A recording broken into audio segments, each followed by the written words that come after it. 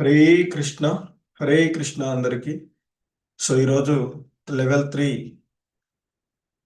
ఈశోపనిషత్ క్లాస్కి మీ అందరికీ కూడా ఇస్కాన్ శ్రీ శ్రీ రాధా గోవింద ఆలయం తరపున స్వాగతం, సుస్వాగతం. హరే కృష్ణ. ఓం అజ్ఞానతిమిరాంధస్య జ్ఞానాంజనశలాకయా చక్షుర్మిలితం యేన తస్మై శ్రీ గురవే నమః. శ్రీచైతన్యమనోభీష్టం స్థాపితం యేన భూతలే స్వయం రూపః కదా మह्यं దదాతి స్వపదాంతికం. వందేహం శ్రీగురో శ్రీయుతపదకమలం శ్రీగురూన్ వైష్ణవాంశ శ్రీరూపం సాగ్రజాతం సహగణ రఘునాథాన్వితం తం సజీవం సాద్వైతం సావధూతం పరిజన సహితం కృష్ణ చైతన్యదేవం శ్రీ రాధా కృష్ణ పాదాన్ సహగణ లలిత శ్రీ విశాఖాన్వితాంశ నమా ఓం విష్ణుపాదాయ కృష్ణ ప్రేష్టాయ భూతలే శ్రీమతే భక్తి వేదాంత స్వామినితి నామిని. నమస్తే సారస్వతే దేవే గౌరవాణి ప్రచారిణే నిర్విశేష శూన్యవాది పాశ్చాత్యదేశతారిణి. జయ శ్రీకృష్ణ చైతన్య ప్రభు నిత్యానంద శ్రీ అద్వైత గదాధర శ్రీవాసాది గౌర భక్త వృంద. హరే కృష్ణ హరే కృష్ణ కృష్ణ కృష్ణ హరే హరే హరే రామ హరే రామ రామ రామ హరే హరే. సో ఈరోజు మనము ఈశోపనిషత్ లోని 6వ మంత్రాన్ని చూడబోతూ ఉన్నటువంటిది. సో ముందుగా మంగళాచరం. ఓం పూర్ణమద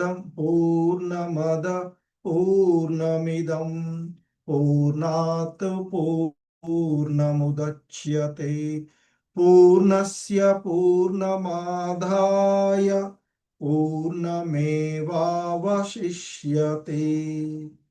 సో ఆ దేవదేవుడు పరిపూర్ణుడు. మరి ఆయన పరిపూర్ణుడైనటువంటి కారణంగా అతని నుండి ప్రకటితమైనటువంటి జగత్తు కూడా, ఈ దృశ్యమాన జగత్తు కూడా పరిపూర్ణమైనటువంటిది. మరి పరిపూర్ణమైనటువంటి ఆయన నుండి ఉత్పన్నమైనది కూడా పరిపూర్ణమై ఉంటుంది. అతడు పరిపూర్ణుడు కనుక ఆయన నుండి ఉద్భవించిన ప్రతిదీ కూడా పరిపూర్ణమే. ఆయన కూడా పరిపూర్ణుడుగానే మిగిలి ఉంటాడు అంటూ మనకి ఇక్కడ మనం చూస్తూ ఉన్నటువంటి అంశం. సో ఇక ఈరోజు మనము 6వ మంత్రాన్ని చూడబోతూ ఉన్నటువంటిది. సో పూర్వము మనం చూసినటువంటి 5వ మంత్రం ఏదైతే ఉందో, సో ఈ 5వ మంత్రంలో చెప్పబడినటువంటి అంశాన్ని ఒకసారి చూస్తే, తద్ ఏజతి తన్నైజతి తద్ దూరే తద్ వెంతికే తద్ అంతరస్య సర్వస్య తద్ సర్వస్యాస్య బాహ్యతః. సో మరి దేవదేవుడైనటువంటి ఆ కృష్ణ భగవానుడు నడుచును మరియు నడవడు. అతడు అత్యంత దూరంలో ఉన్నాడు, కానీ అదే సమయంలో అతి సమీపంలో కూడా ఉన్నాడు.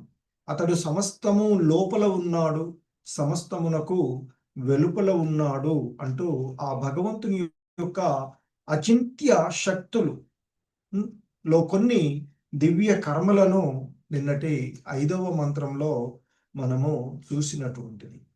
సో ఇక ఈరోజు మరొక అతి ముఖ్యమైనటువంటి మంత్రము 6వ మంత్రాన్ని మనము చూడబోతూ వంటిది. హరే కృష్ణ. సో ఈ 6వ మంత్రం, యస్తు సర్వాణి భూతాని ఆత్మన్యేవానుపశ్యతి సర్వభూతేషు చాత్మానం తతో న గుప్సతే. సో మనకి ఈ మంత్రంలో చెప్పబడుతూ ఉన్నటువంటి అంశాన్ని మనము చూసినట్లయితే ముఖ్యంగా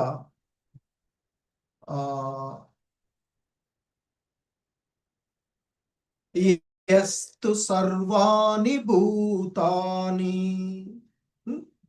సో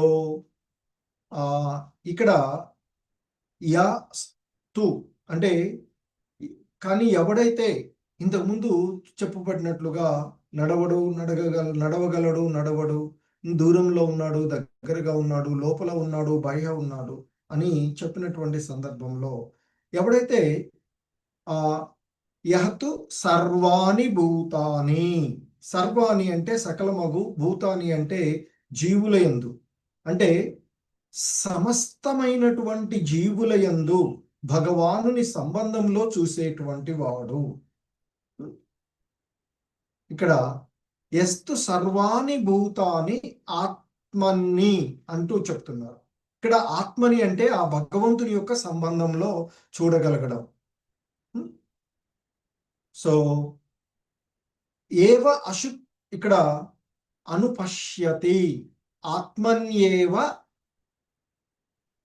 అనుపశ్యతి అంటూ చెప్తూ ఉన్నటువంటి, అంటే అనుపశ్యతి అంటే సక్రమంగా చూడగలడో, పశ్యతి అనుపశ్యతి అంటే సక్రమంగా గాంచగలడో అనేటువంటి భావము ఇక్కడ చెప్పబడుతూ ఉన్నటువంటిది.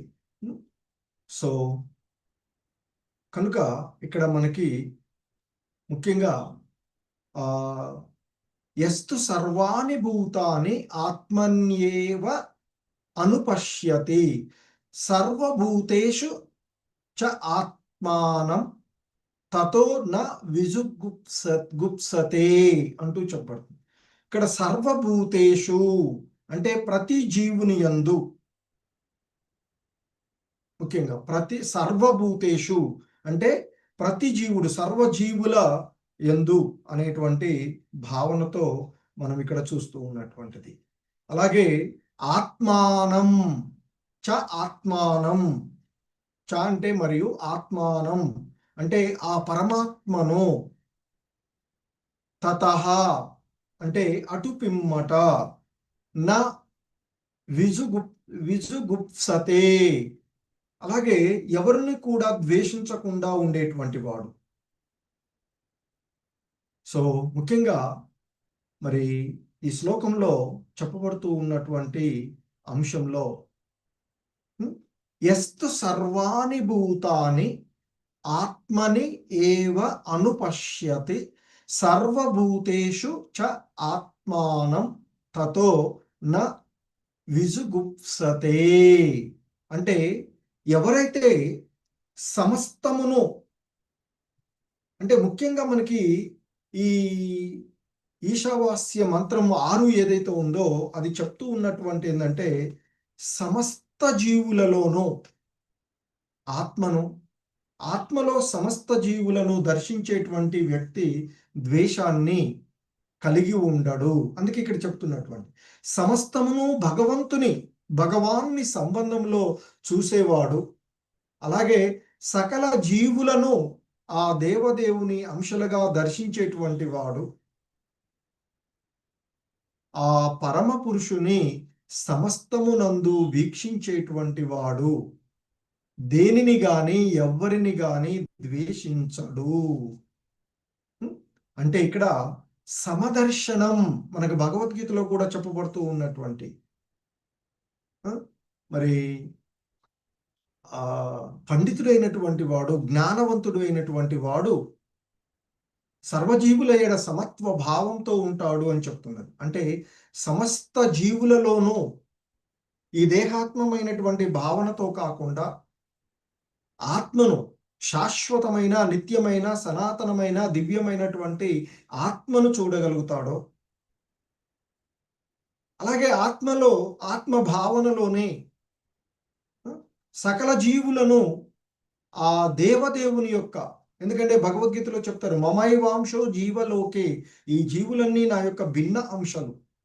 సో కనుక మరి ఈ జీవులందరూ కూడా ఆ భగవంతుని యొక్క అంశాలుగాను ఎవడైతే దర్శించగలుగుతాడో, అంటే ఆ దేవదేవుడైనటువంటి పరమ పురుషుణ్ణి సమస్తమునందు దర్శించగలిగేటువంటి వాడు మరి ఇక దేనిని గాని ఎవరిని గాని ద్వేషింపడు.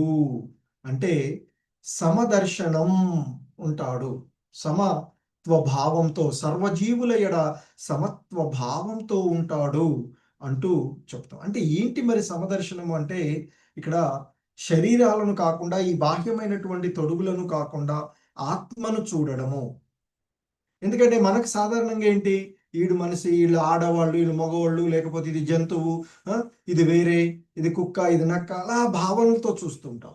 కానీ దివ్య జ్ఞాన సంపన్నులైనటువంటి వాళ్ళు ఈ దేహాత్మ భావనతో చూడకుండా, శరీరాలను కాకుండా ఆ శరీరాలలో ఉన్నటువంటి ఆత్మను దర్శించుకోగలుగుతారు అనేటువంటిది ఇక్కడ చెప్పబడుతూ ఉన్నటువంటి అంశము. ముఖ్యంగాను మనకి ఈ శ్లోకంలో ఇక్కడ మనకి 6వ మంత్రంలో చెప్పబడుతూ ఉన్నటువంటి అంశం. సో కనుకనే మనకి భాష్యంలో శ్రీల ప్రభుపాదులు వారు వివరిస్తూ ఉన్నటువంటి అంశాన్ని చూసినట్లయితే, ముఖ్యంగా మనకి ఈ ఈశావాస 6వ మంత్రము ఏదైతే ఉందో, ఇది సమస్తమును భగవానుని సంబంధంలో మరి ఉండేటువంటి ఆ మహాభాగవతుని యొక్క వర్ణనము ఈ శ్లోకంలో చెప్పబడుతూ ఉన్నటువంటిది. అంటే ఇక్కడ విశుద్ధ భక్తులు, దివ్య జ్ఞాన స్థితిలో ఉన్నటువంటి భక్తుని యొక్క స్థితిని ఇక్కడ చెప్తున్నారు. ఎందుకంటే అటువంటి భక్తులు మాత్రమే సమస్తమును భగవంతు సంబంధంలో చూడడము, సకల జీవులను దేవదేవుని యొక్క అంశాలుగాను దర్శించగలగడము, ఆ పరమ పురుషుణ్ణి సమస్తమునందు మరి వీక్షించగలిగేటువంటి వాడు దేనిని గాని ఎవరిని గాని ద్వేషించడు.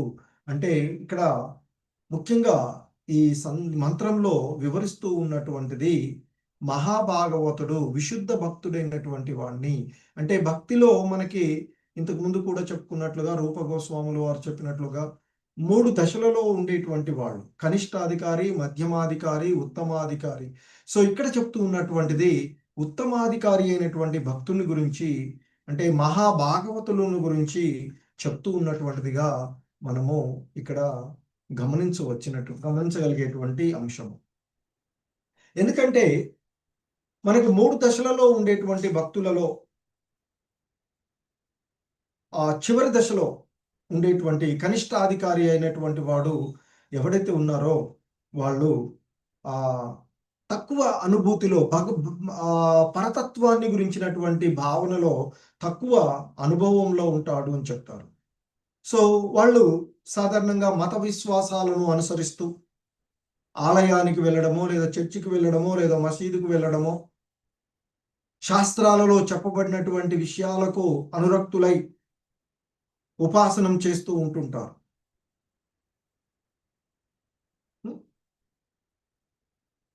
సో ఈ కనిష్టం స్థాయిలో, లేదా ఈ స్థితిలో ఉండేటువంటి అధమ అనుభూతి స్థితిలో ఉన్నటువంటి వాడు మరి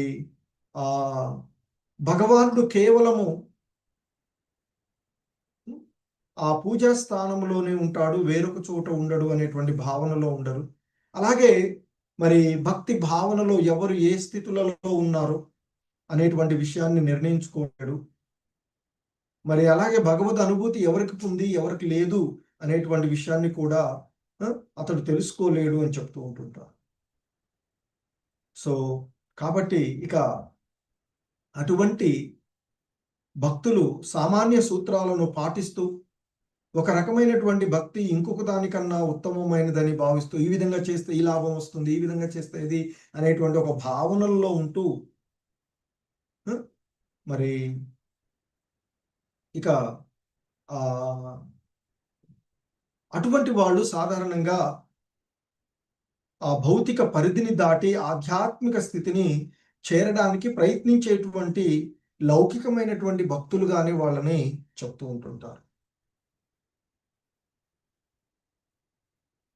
సో ఇక మధ్యలో ఉన్నటువంటి రెండవ రకమైనటువంటి భక్తులు మరి రెండవ అనుభూతి, అధమ అనుభూతి కాకుండా కొంత ఎక్కువగా ఈ భక్తులకు ఎలా ఉంటుంది అంటే మనకి చెప్తుంటారు శ్రీల ప్రభుపాదుల వారు, భగవానుడు అంటే ఏంటి, భగవంతుని యొక్క భక్తులు అంటే ఏమిటి, భగవద్ విజ్ఞానము అంటే ఏమిటి, ఆ భగవద్ విజ్ఞానంలో ఉన్నటువంటి వాళ్ళు ఎవరు, అంటే భగవద్ విజ్ఞానం లేకుండా ఉన్నటువంటి అమాయక జనులు ఎవరు, అలాగే భగవంతుని యందు విశ్వాసం లేకుండా ఉండేటువంటి వాళ్ళు ఎవరు. కొంతమందికి ఏమో అసలు భగవద్ విజ్ఞానం గురించే తెలియనటువంటి వాళ్ళు, కొంతమందికి ఏమో అవి ఉన్నా కానీ వాటిపైన విశ్వాసం లేనటువంటి వాళ్ళు. అలాగే ఇంకా కొంతమంది ఏం చేస్తారు, భక్తి సేవలో ఉన్నటువంటి వారిని ద్వేషిస్తూ ఉంటారు. వీళ్ళే చేస్తున్నారులే భక్తి అంటూ కొంతమంది ద్వేషించేటువంటి నాస్తికులను కూడా మనం చూస్తూ ఉంటుంటాం. సో అలా ఉండేటువంటి వివిధ రకాలైనటువంటి వాళ్ళల్లో ఉండేటువంటి భేదాన్ని అతడు గుర్తించగలుగుతాడు ఈ మధ్యలో ఉన్నటువంటి వాడు అని చెప్తుంటారు. మధ్యమాధికారి ఈ నలుగురిని గుర్తించి ఈ నలుగురితో ప్రవర్తించేటువంటి విధానం కూడా భిన్నంగానే ఉంటుంది అని చెప్తుంటుంటారు.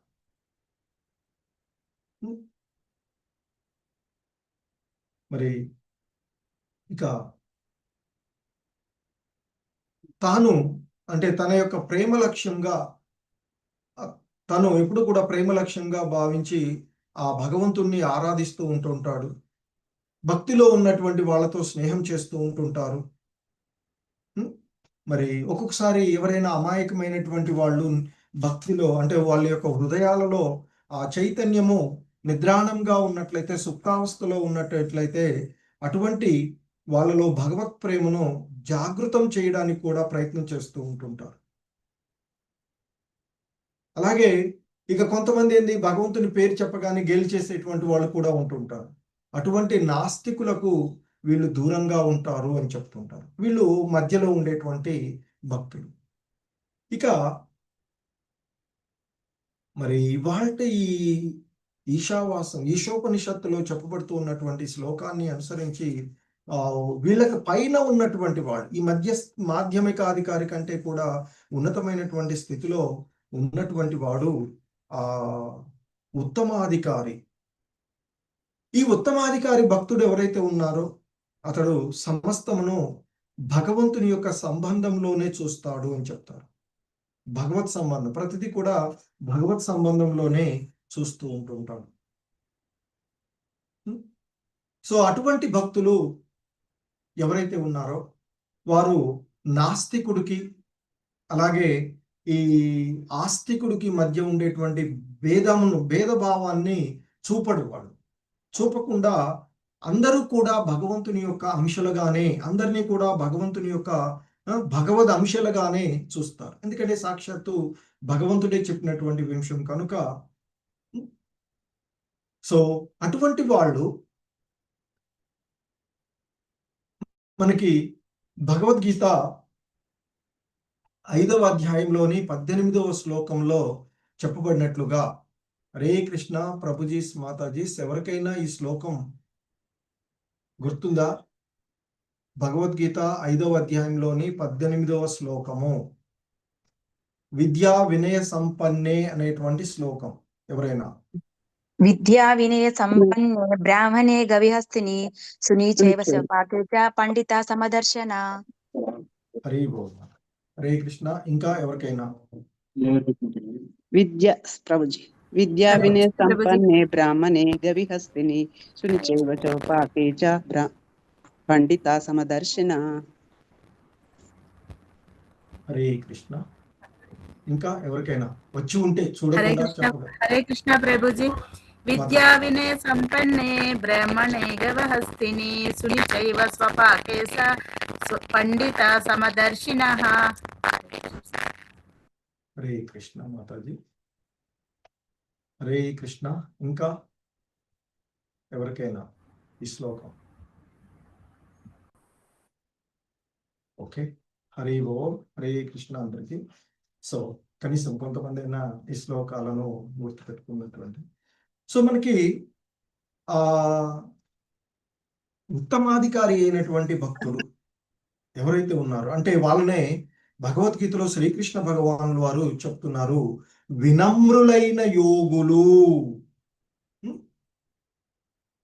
వినమ్రులైనటువంటి యోగులు. హరే కృష్ణ. అమృతవల్లి మాతాజీ చెప్తారా శ్లోకం?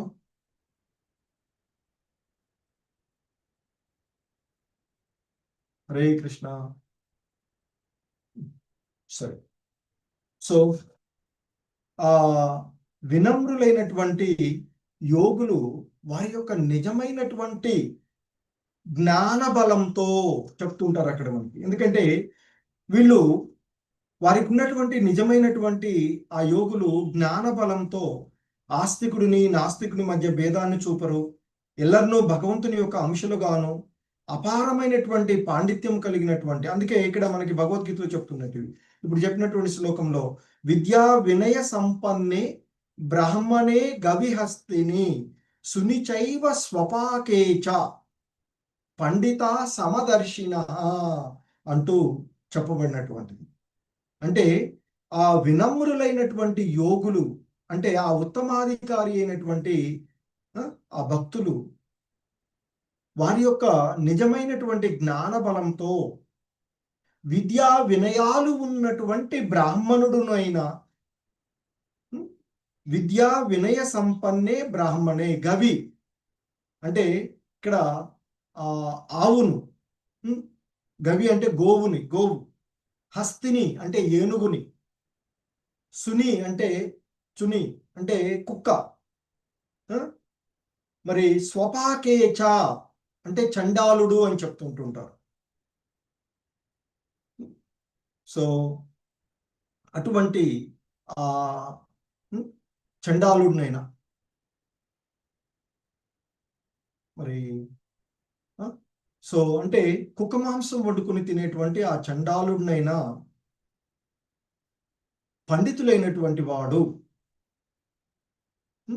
మరి సమానమైనటువంటి వాటన్నిటి ఎడ, వారందరి ఎడ సమానమైనటువంటి దృష్టిని కలిగి ఉంటాడు అని మనకి ఆ భగవద్గీతలో శ్లోకం చెప్పబడుతూ ఉన్నటువంటి అంశము. సో కనుకనే మరి ఆ ఉత్తమాధికారి అయినటువంటి భక్తుడు అపారమైనటువంటి పాండిత్యమును కలిగినటువంటి బ్రాహ్మణుడైనా, వీధిలోని కుక్క అయినా, గోవైనా, ఏనుగైనా, అలాగే కుక్క మాంసం తినేటువంటి చండాలుడినైనా అందరినీ కూడా సమదృష్టితోనే చూస్తారు అని చెప్తూ ఉంటుంటారు. సో ఎందుకంటే ఇక్కడ మరి అపారమైనటువంటి పాండిత్యం కలిగినటువంటి బ్రాహ్మణుడు, వీధిలో ఆ కుక్క గత జన్మలో తన యొక్క కర్మల కారణంగానే ఇప్పుడు భిన్నమైనటువంటి దేహాలలో బందీ అయి ఉన్నటువంటి ఆ ఇరువురు కూడా భగవంతుని యొక్క అంశాలే. ఆ ఇరువురిలో కూడా భగవంతుణ్ణి దర్శించుకోగలుగుతాడు అని చెప్తారు. సో కనుకనే మరి ఆ విధంగా ఆత్మను శాశ్వతమైన ఆత్మని దర్శించుకొని ఆ భగవంతుణ్ణి దర్శించుకోగలిగినటువంటి వాడు వాళ్ళ మధ్య భేదాన్ని చూడడు. సో మరి ఆయన ఎలా భావిస్తాడు అంటే అల్పమైనటువంటి మనకు ఉన్నటువంటి కొద్ది స్వేచ్ఛను ఆ బ్రాహ్మణుడు అనేటువంటి వాడు పూర్వజన్మలో దుర్వినియోగపరచుకోలేదు ఎక్కువగా, కనుక ఇప్పుడు విద్యా వినయాలుగా కలిగినటువంటి వాడుగా ఉంటాడు. దుర్వినియోగపరచుకున్నటువంటి కారణంగా మరొక జీవుడు ఈ జన్మలో కుక్కలాగా మరి ఉన్నాడు అనేటువంటిది ఎరిగి ఆ బ్రాహ్మణుడి కర్మలు కానీ కుక్క కర్మలు కానీ మరి అతడు గమనించక వాళ్ళు చేసేటువంటి వాటిని కాకుండా ఆ ఇరువురు నుంచి ఇరువురికి కూడా మంచి చేయడానికే ప్రయత్నం చేస్తారు. ఎందుకంటే ఇరువురిలో కూడా ఆ దివ్యమైనటువంటి శాశ్వతమైనటువంటి ఆత్మ ఉన్నటువంటి ఆత్మ జ్ఞానవంతుడైనటువంటి వాడు కనుక మరి ఈ భౌతిక దేహాల చేత దారి తప్పక వాటి అందరి ఆత్మల చేత ఆ ఆత్మ స్ఫులింగాల చేత ఆకర్షితుడవుతాడు అని చెప్తూ ఉంటుంటారు. అలా చేయకుండా ఉన్నట్లయితే ఇక అటువంటి వాళ్ళని మిథ్యాలోపకారులు అని చెప్తూ ఉంటుంటారు. ఆ స్థితికి చేరిన తర్వాత కూడా ఇంకా భిన్న భావాలతో ఎవడైనా చూస్తూ ఉన్నట్లయితే అటువంటి వాడు లోకోపకారులుగా మాత్రమే చెప్పబడుతూ ఉంటారు అని చెప్తారు. మరి ఈ సర్వజీవుల యొక్క సమత్వ భావాన్ని ఉత్తమాధికారి నుండి నేర్చుకోవాలి అని చెప్తూ ఉంటుంటారు మనకి. సో మరి అలాగే ఆ ప్రత్యేగాత్మను గురించి కానీ సర్వత్రా వహించి ఉండేటువంటి పరమాత్మను గురించి కానీ సరైనటువంటి అవగాహన లేనటువంటి మూర్ఖుడు నుండి మనం ఏమీ కూడా తెలుసుకోలేము అని చెప్తూ ఉన్నటువంటిది. సో కాబట్టి మరి మనిషి ఇక్కడ 6వ మంత్రంలో చెప్తూ ఉన్నట్లుగా స్పష్టంగా చూడాలి. అంటే మనము పూర్వ ఆచార్యుల యొక్క అడుగుజాడలలో తప్పక అనుసరించాలి అనేటువంటిది ఇక్కడ చెప్తూ ఉన్నటువంటిది. సో అలాగే ఈ శ్లోకంలో అనుపశ్యతి అంటూ చెప్తుంది. సక్రమముగా గాంచునో అనేటువంటి పదం. అను అంటే అనుసరించడం అని, పశ్యత అంటే చూడడం అనేటువంటి అర్థం వస్తుంది. ఇక్కడ అనుపశ్యతి అంటే మన యొక్క ఈ చక్షువులు ఎందుకంటే అసమగ్రాలైనటువంటి మన ఇంద్రియాలు కనుక మన యొక్క ఈ చర్మచక్షువులతో కాకుండా పూర్వ ఆచార్యుల యొక్క వారిని అనుసరిస్తూ ఉండాలి అనేటువంటిది ఇక్కడ మనకి చెప్పబడుతూ ఉన్నటువంటి అంశము. ఎందుకంటే మనకి ఈ దివ్య జ్ఞానము గురు శిష్య పరంపరలో వచ్చినటువంటిది. వేద జ్ఞానమే పరమోన్నతమైనటువంటి మూలము మనకు. దానిని స్వయంగా భగవానుడే చెప్పినటువంటిది, భగవానుడి ద్వారా పలకబడినటువంటిది. మరి ఆ భగవాను నుండి బ్రహ్మకు, బ్రహ్మ నుండి నారదుడికి, నారదుడు నుండి వ్యాసుల వారికి, వ్యాసుల వారు తదుపరి తన అనేక మంది శిష్యులకు ఆ పరంపరానుగతంగా ఈ వేద జ్ఞానము అందించబడినటువంటిది. సో వాస్తవానికి ఈ వేదాలను లిఖించవలసినటువంటి ఆవశ్యకత పూర్వకాలంలో లేదు. ఎందుకంటే వాళ్ళు పూర్వకాలంలో ఉన్నటువంటి వాళ్ళు చక్కని సూక్ష్మమైనటువంటి బుద్ధి జ్ఞానాన్ని జ్ఞాపక శక్తి కలిగి ఉండేవారు. ప్రామాణికులైనటువంటి ఒక గురువు ముఖత విన్నట్లయితే దానిని యథావిధిగా ఒక్కమారు వినగానే దానిని యథావిధిగా ఉపదేశాలను వాళ్ళు చేయగలిగేటువంటి వాళ్ళు. సో కానీ ఇప్పుడున్నటువంటి పరిస్థితులలో కలియుగంలో అటువంటి పరిస్థితి లేదు అని భావించి వ్యాసుల వారు ఈ వేదాన్ని లిఖితపూర్వకంగా మనకి ముందు తరాలకు అందించబడినటువంటిది. సో మనకి ప్రస్తుతము చూస్తే శాస్త్రాలకు అనేకమైనటువంటి వ్యాఖ్యానాలు ఉన్నటువంటివి. కానీ వాటిలో అధిక భాగము వేద వాజ్మయము యొక్క రచయిత అయినటువంటి శ్రీల వ్యాసుదేవుల వారి నుండి వచ్చినవే మెయిన్గా ఉన్నట్టు. అంటే చాలా వరకు ఈ వ్యాసదేవుల నుండి పరంపర నుండి చెందినవి కావు అని చెప్పబడుతూ ఉన్నది. సో వ్యాసదేవుల పరంపరలో లేనటువంటిది ఏది కూడా ప్రామాణికం కాదు అని మనము ఇక్కడ చెప్పబడుతుంది. ఎందుకంటే శ్రీమద్ భాగవతమే శ్రీల వ్యాసదేవుల వారు చివరగా లిఖించినటువంటిదిగా చెప్తూ ఉంటుంటారు. అది కూడా పరిపూర్ణమైనటువంటి ఉదాత్తమైనటువంటి రచన. అది పరిపక్వ స్థితిలో ఆయన రచించినటువంటిదిగా మనకి అమల పురాణమైనటువంటి శ్రీమద్ భాగవతాన్ని గురించి చెప్తూ ఉంటుంటారు. అది వేదాంత సూత్రములకు సహజమైనటువంటి భాష్యము అని చెప్తారు. దానితో పాటు మరి సాక్షాత్తు భగవంతుడే స్వయంగా పలికినటువంటి భగవద్గీత, ఇవి ముఖ్యంగా మనకి ఇప్పుడు ఉన్నటువంటి ప్రామాణికాలు. సో మరి భగవద్గీత కూడా రచించినటువంటిది వ్యాసుల వారే. ఎందుకంటే మహాభారతంలో ఉపాఖ్యానంగా అది మనకి లభిస్తుంది. మహాభారతాన్ని రచించినటువంటి వారు వ్యాసులు. సో కనుక మనకి భగవద్గీత, భాగవతము వంటివి అత్యంత ముఖ్యమైనటువంటి శాస్త్రాలు అని చెప్తూ ఉంటారు. సో భగవద్గీత లేదా శ్రీమద్ భాగవత సిద్ధాంతమునకు అసంగతమైన ఏ వ్యాఖ్యానమైనా అది అప్రమాణికమైనదే అని చెప్తూ ఉంటారు.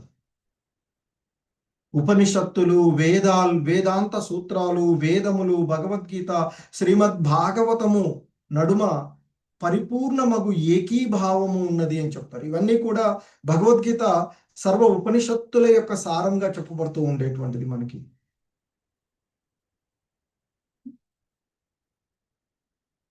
అలాగే భగవంతుని యందు, శ్రీ ఈశోపనిషత్తు యందు వివరించబడినటువంటి అతని యొక్క భిన్న శక్తుల యందు విశ్వాసము కలిగినటువంటి వేదవ్యాస పరంపరలో ఉన్నటువంటి వ్యక్తుల నుండే ఉపదేశాలు విననిదే ఎవరును కూడా వేదములను గురించి ఎటువంటి నిర్ణయములు చేయడానికి ప్రయత్నించకూడదు అని చెప్తారు. ఇది నా ఉద్దేశము అంటూ చెప్తుంటుంటారు. అప్పుడప్పుడు మనం చెప్తుంటే కూడా నా భావం ప్రకారంగా ఇది కావచ్చు అలా చెప్తుంటారు. అది ఎందుకంటే అసమగ్రమైనటువంటివి, మన భావన ఎక్కడ కూడా కుదరదు. ఇవన్నీ కూడా అపౌరుషాలైనటువంటి విషయాలు. కనుక మరి భగవంతుడు ఏ భావంతో, భగవంతుడు ఏ విషయాలను తెలియచేశాడో వాటిని గురించి మాత్రమే మనం చేయాలి తప్ప మన యొక్క భావనలను, మన యొక్క ఉద్దేశాలను అక్కడ చెప్పకూడదు అనేటువంటిది చెప్తూ ఉన్నటువంటిది. సో ఈ క్రమంలోనే మనకు భగవద్గీతను అనుసరించి మరి అంతకు ముందే ముక్త స్థితిలో ఉన్నటువంటి, అంటే బ్రహ్మభూత స్థితి అని చెప్తుంటారు. సో భగవద్గీత 18వ అధ్యాయంలోని 54వ శ్లోకం కూడా మనకి ముఖ్యమైనటువంటి 108 శ్లోకాస్లో కూడా ఉంటుంది. బ్రహ్మభూత ప్రసన్నాత్మా నశోచతి నకాంక్షతి అని చెప్తుంటారు.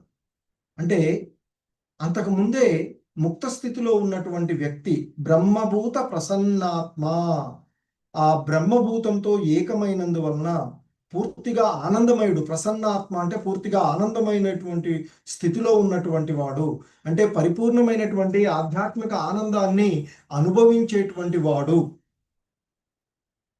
నశోషతి నకాంక్షతి అంటూ చెప్పబడుతుంది. దేనిని గురించి శోకించడు, దేనిని కూడా కోరుకోడు అంటూ చెప్పబడుతూ ఉన్నటువంటి. సో అటువంటి ఆ స్థితిలో ఉన్నటువంటి వాడు, ఆ ఉత్తమాధికారి అయినటువంటి భక్తుడు ప్రతి జీవుని సోదర భావంతోనే చూడగలడు. సో అంతేకాని ఈ రాజకీయ నాయకుల్లాగా ఏదో ఒక లాభాన్ని వాంఛించే విధంగా ఉత్తమాధికారి లక్షణాలు ఉండవు అని చెప్తుంటారు. సో ఉత్తమాధికారి లక్షణములను అనుకరించేటువంటి వ్యక్తి వేరొక బాహ్య దేహమును పేరు ప్రతిష్టల కొరకు లేదా ఏదో భౌతిక లాభం కొరకు సేవించవచ్చును, కానీ అది ఆత్మను సేవించడం కాదు. అటువంటి అనుకారుడు ఆధ్యాత్మిక జగత్తునకు సంబంధించినటువంటి సమాచారాన్ని అతడు తెలుసుకోలేడు అంటూ చెప్తున్నాడు. ఎందుకంటే ఉత్తమాధికారి, నిజమైనటువంటి ఉత్తమాధికారి అయినటువంటి భక్తుడు ఆ దేహమునందలి ఆత్మను గాంచిన వాడై ఆ వ్యక్తిని ఆత్మస్వరూపుడుగానే సేవిస్తాడు. సో అలా ఉండేటువంటి ఉత్తమాధికారి అయినటువంటి భక్తుడు. అందుకే ఆ ఉత్తమాధికారి అంటే ఆ బ్రహ్మభూత స్థితిలో ఉన్నటువంటి వాడు. సో ఆ విధంగా దివ్యమైనటువంటి స్థితిలో నెలకొన్నటువంటి వాడు, ఆ బ్రహ్మానుభూతిని పొందినటువంటి వాడు పూర్తిగా ఆనందమయంగా ఉండి అతడు దేని విషయాన్ని గురించి శోకించడం కానీ దేనిని పొందాలని కానీ కోరుకోడు. అతడు ప్రతి జీవుని పట్ల సమభావమును కలిగి ఉంటాడు. ఆ స్థితిలోనే అతడు ఆ భగవంతుని యొక్క విశుద్ధ భక్తి యుత సేవను పొందుతాడు అంటూ మనకి భగవద్గీతలో చెప్పబడినటువంటి అంశాన్ని కూడా చూడవచ్చు. సో ఇది ఈరోజు మనకి శ్రీల ప్రభుపాదుల వారు ఈ ఈశోపనిషత్ 6వ మంత్రానికి ఇచ్చినటువంటి వ్యాఖ్యానము, భాష్యము. హరే కృష్ణ. జగద్గురు శ్రీల ప్రభుపాద్ కీ జై. హరే కృష్ణ. ప్రభుజీస్, మాతాజీస్, ఎవరికైనా ఏవైనా సందేహాలు కానీ మీరు ఏవైనా ఈ